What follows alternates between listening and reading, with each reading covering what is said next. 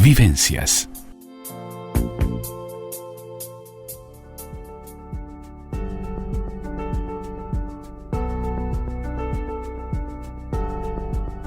Vida Sana, la columna del doctor Ricardo Velasco en Vivencias.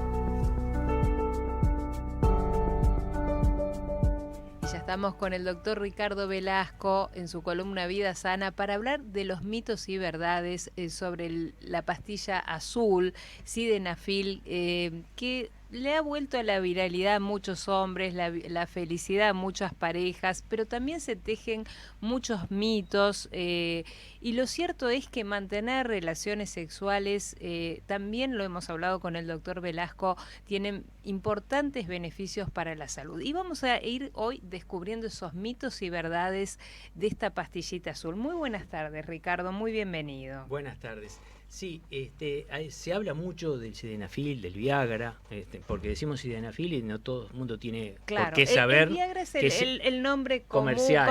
El más comercial, claro. El laboratorio Pfizer fue el que lo descubrió y lo desarrolló, pero en realidad se llama la droga Sildenafil. Tiene varios nombres en farmacias. Y bueno, y hay mucha cosa que se tejió en cuanto que era pastilla prodigiosa, era mágica, era importante, inclusive alguna indicación que hemos leído en algún lado que inclusive se le indicaban a las mujeres, pero en el caso de la mujer mejoraba también. Y hay unas cuantas cosas que son verdades a medias o más bien que son mentiras. A la mujer, empecemos por ahí, no es primero, indicada para la mujer. Primero, ahí está. No es, primero, el Sildenafil mejora mediante una respuesta biológica, bioquímica, la respuesta ante un estímulo, ante el estímulo que requiere, eso no es un afrodisíaco, o sea, no, si yo tengo una astenia sexual, o sea, que no tengo ganas, que no tengo impulso, porque tome Viagra o que tome Tadafilo, no me va a venir mayor ganas, mayor respuesta. Mejora la respuesta ante los estímulos, o sea, voy a tener una erección mejor o una erección que la pueda conservar, sí, como medicación. Claro. En el caso de la mujer, y ahí paso y seguís tú. En el caso de la mujer, esta es una droga que será injusto, pero tiene acción solamente en el sexo masculino. Porque en la mujer la respuesta depende de otros factores y no tiene nada que ver con la respuesta de tipo vascular. Perfecto. O sea que eso ya lo desmitificamos, la mujer... ni se moleste en tomar este tipo de... Hay alguna droga en experimentación que mejoraría las respuestas y ahí están los preparados hormonales. Estamos hablando de estos que no son preparados hormonales, es simplemente una pastilla que es un vasodilatador y bueno, un poco vamos a relatar la historia de cómo fue, pero bueno, adelante tú.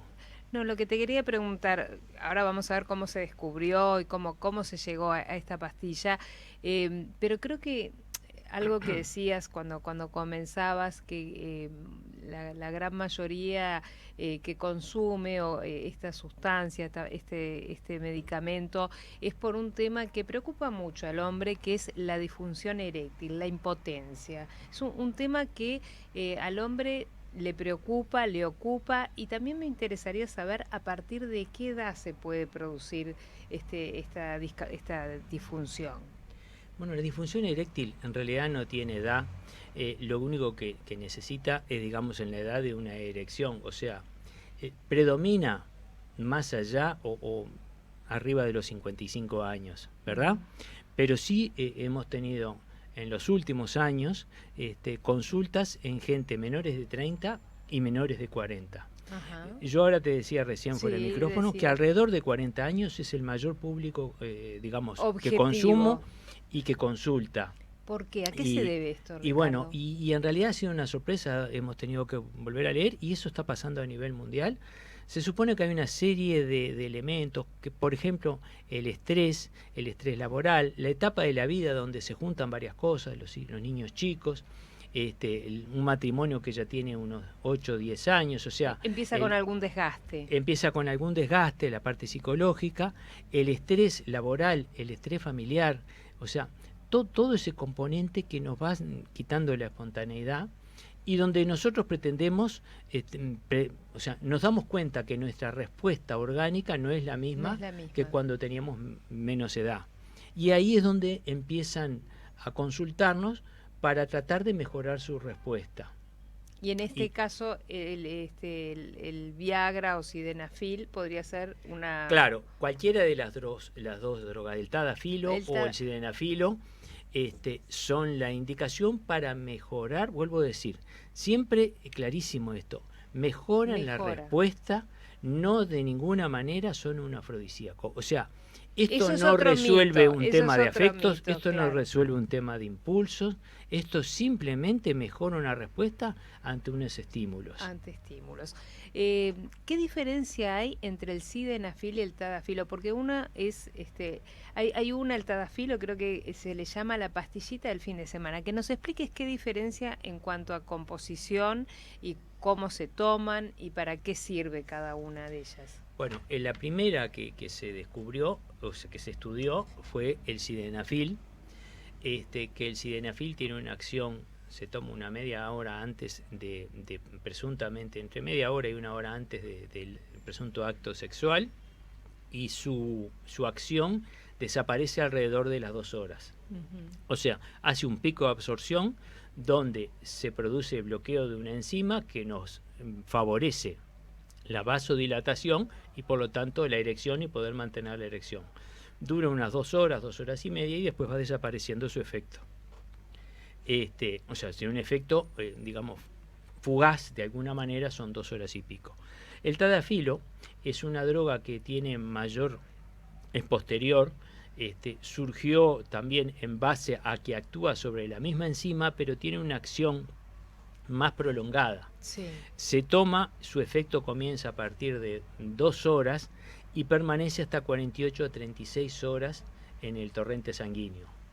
Por lo tanto, en realidad el efecto sobre la persona, si tiene el estímulo adecuado, tiene una respuesta mejor. ¿Qué nos quita el Sildenafil que nos da el Tadafilo? El que podemos tener la espontaneidad. O sea, el Sildenafil lo tengo que tomar y a la hora y pico tengo que tener la relación, tengo que estar de alguna manera porque en 2-3 horas después ya la historia es distinta. Claro. En cambio el Tadafilo yo lo puedo tomar el viernes de noche y capaz que el sábado de mañana es que cuando me despierto, que la pareja considera que quiere tener relaciones, va a tener una mejor respuesta. Y así puede servirle para sábado, para domingo y sin tener que reiterar la medicación, y como tiene una absorción distinta, es más en meseta, permanece el efecto y bueno, y en ese sentido ha sido mejor. En cuanto a las dosis, sea uno o el otro, ¿cuántas, por ejemplo, el Tadafilo o el Sildenafil, se puede tomar cada cuántas pastillas, cada cuántos días? Acá va a depender muchísimas cosas, depende de la edad, depende de la patología de las enfermedades que tenga una persona. No es lo mismo un cardiópata, no es lo mismo una persona que hayan hecho cirugía, un bypaseado, no es lo mismo un diabético, no es lo mismo una persona que tenga una enfermedad vascular, que una persona que solo lo que requiere es un cierto estímulo y para mejorar su respuesta. ¿Convendría consultar al médico tratante? Siempre se debe consultar al médico cardiólogo. U urólogo, mejor cardiólogo, porque en realidad estamos tomando un vasodilatador. De alguna manera la historia del Sildenafil vos tenés un cuento que a propósito de esto, para poner un poco de humor a la tarde, que no vamos a poner nombres, pero es un cuento a propósito de que no hay que fiarse, no todos son glorias. Algo que siempre nos contás. Bueno, no, lo que pasa que sucedió. ¿Cómo recuerda Yo recuerdo este cuento, no quiero la anécdota. Es sencillo, un compañero, tenía un fin de semana libre, digamos, los niños se los llevaban. Y bueno, decidieron tomarse con la señora un fin de semana, un sábado, e ir a un lugar de descanso. Y se tomó la pastilla, el caso del Tadafilo.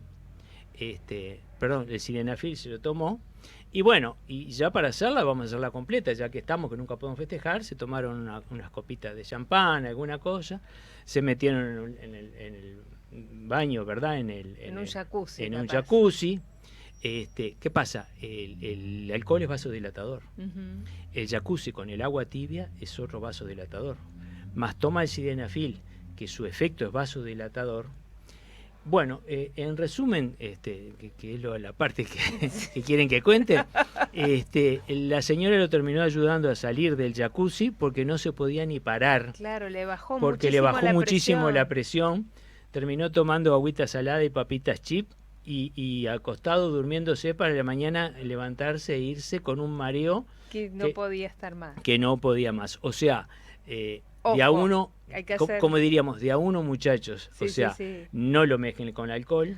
Eso es importante. No ningún otro vasodilatador. Por eso la indicación médica. Claro. Porque si estamos tomando nitritos, si estamos tomando algún vasodilatador, cuidado por el efecto. Si te tomaste una copa de vino antes, ¿es contraindicado? No, no es una copa de vino. Tal vez el que esté tomando una copa de vino no le haga tanto mal si está acostumbrado y si tiene. Sí. Simplemente cuando van a experimentar de tomar cualquier medicamento por primera vez, nunca es recomendado tomarlo con alcohol. Con alcohol, está. ¿Verdad? Porque en este caso se suman los vasodilatadores. Claro, claro.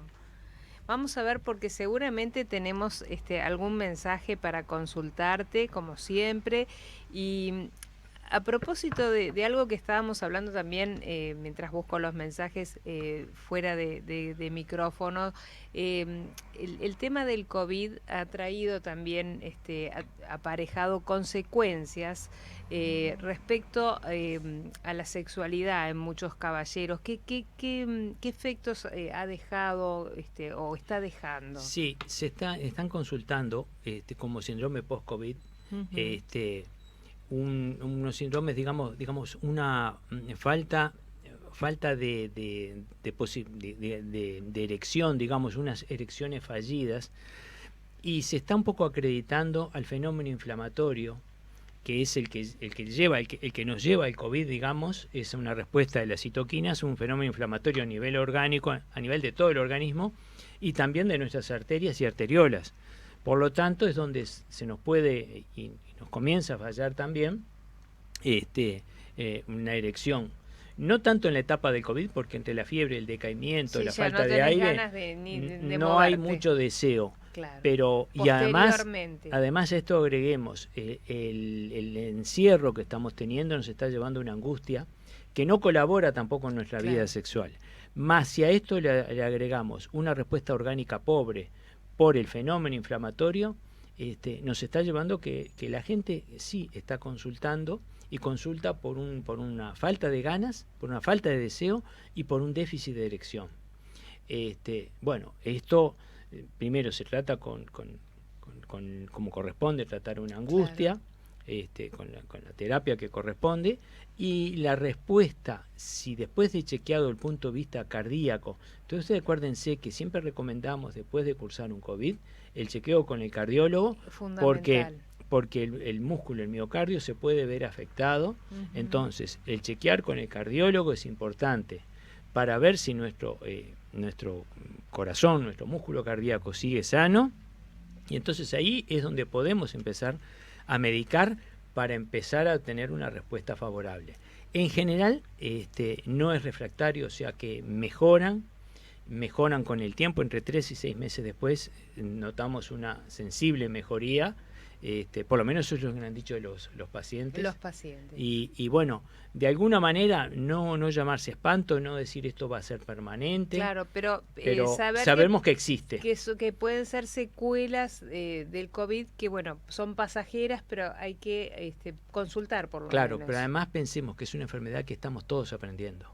No es que una persona estamos todos aprendiendo de ella. Mira, acá tenemos 2 mensajes. Dice, buenas tardes, quisiera saber qué se entiende por sobredosis de Viagra, cuál es la dosis indicada y cuándo podría haber riesgo de infarto. No, la dosis es un comprimido, porque viene de 50, de 100, la dosis que se recomienda es la de 50, pero bueno, con indicación de cardiólogo, con todos los controles. Una primera dosis se ve, se toma, se ve... o sea, la sobredosis nos va a dar una vasodilatación, una caída de la presión y probablemente una lipotimia. Se puede acompañar básicamente, sin llegar a ser tan grave, con una cefalea importante, enrojecimiento de la cara y cefalea importante. Eso ya no están hablando de que sería nuestra dosis que toleramos. Claro. La sobredosis va a ser de acuerdo al organismo y de acuerdo a la respuesta que tenga cada uno. Vuelvo a decir, es un medicamento, por lo tanto debe ser indicado por el médico, no por el farmacéutico.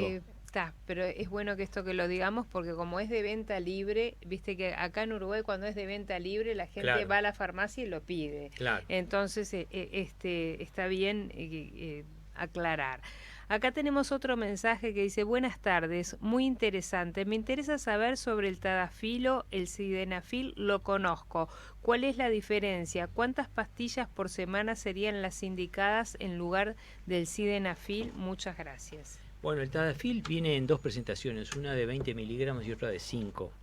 En los pacientes que tienen una patología crónica vascular, después de estudiarlos y de valorarlos, y que no hay afección cardíaca, muchas veces se indica de tomar uno de 5 miligramos en forma diaria. Eso nos da una base, digamos, de la droga que nos permite tener una respuesta, es decir, no perdemos la espontaneidad, tenemos una respuesta mejorada ante lo que podíamos tener. El de 20 miligramos es el típico de fin de semana, es el que se toma no más allá de 2 o 3 veces a la semana, pero 2 veces a la semana sería lo indicado, o sea, no más allá de eso, porque el efecto permanece 48 horas, pero puede permanecer algunos restos hasta 72 horas.